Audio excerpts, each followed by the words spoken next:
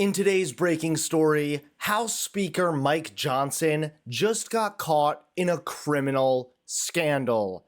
That's right, Trump's White House is absolutely pathetically corrupt.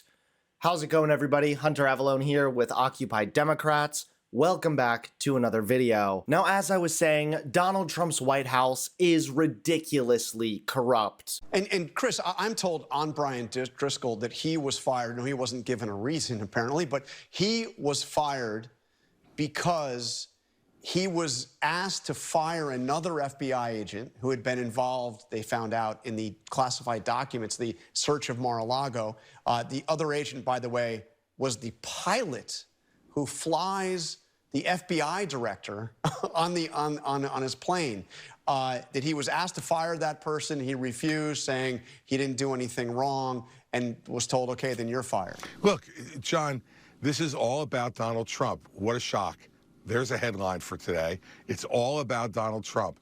So if you're an FBI agent who was assigned by your superiors to participate in a court-ordered search, that means you're not loyal. You're not loyal. That means you're fired. And that's it. And it's taking them some time. You know, we're now almost 8 months into the administration. It's taking them some time to find all of these disloyal people who followed the orders they were given, lawful orders. In the case of the Mar-a-Lago raid, a court-ordered search warrant. And Chris, what does it say to those agents when people like Driscoll are fired, and Jared Wise, the guy who called police officers Nazis and yelled out, "Kill them," is a senior advisor over at DOJ? And this corruption is being mocked everywhere. Not only was he convicted on 34 counts of falsifying business records, but long before he was president, CNBC ran a segment about a law banning American companies from bribing foreign governments. And I'll let this anti-corruption activist pick up the story from there. I was asked to come on CNBC and give the anti-corruption argument. And I remember laughing at the time, saying, well, is there somebody that you found who's willing to give the pro-corruption argument? Now, every other country goes into these places and they do what they have to do. Sad part, every other country in the world is doing it. We're not allowed to. So it puts us at a huge disadvantage.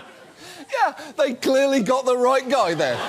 Of course they got Donald Trump to defend corruption on live TV. And since taking office, his administration's halted or dropped more than 100 enforcement actions against corporate misconduct. And he even issued the first ever pardon of a corporation, pardoning this cryptocurrency exchange, which had been sentenced to a $100 million fine for violating an anti-money laundering law. And now things just got even worse. That's right, House Speaker Mike Johnson was just caught in a criminal scandal.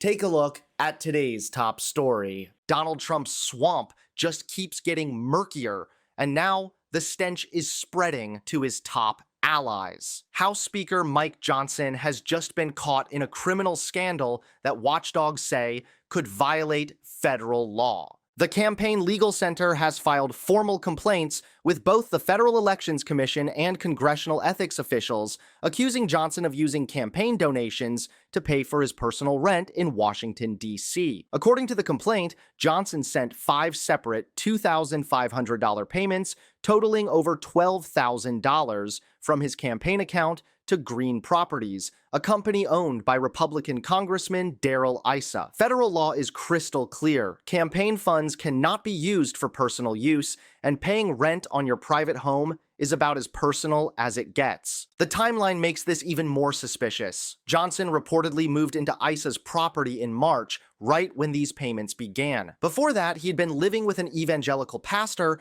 in a Capitol Hill townhouse owned by a wealthy GOP donor, another ethically questionable arrangement. Johnson's team insists the payments were for campaign office space with its own entrance, but the watchdog group says there's no record that Johnson's campaign has ever rented office space in D.C. before, and that suddenly deciding to do so the exact month he moved into Issa's home strains credibility to the breaking point. The group also points out that the FEC has already ruled it is illegal to use campaign money for any part of a personal residence, even if some space is supposedly used for campaign purposes. Ethics experts call the situation very abnormal, especially for a sitting House Speaker, but it fits a familiar pattern. Under Donald Trump's leadership, the Republican Party has been mired in one corruption scandal after another, normalizing behavior that would have ended careers just a few years ago. If the FEC or congressional ethics investigators find that Johnson broke the law,